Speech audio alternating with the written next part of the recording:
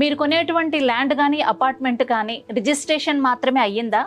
Mutation అవ్వకపోతే వచ్చే problems ఏంటి తెలుసుకుందాం. అందరికీ నమస్తే, నా పేరు Rajeshwari, JSR group Sun City senior vice president in sales, RERA certified professional property advisor. అవునండి, మీరు కొన్న ల్యాండ్ కేవలం రిజిస్ట్రేషన్ అయితే సరిపోదు.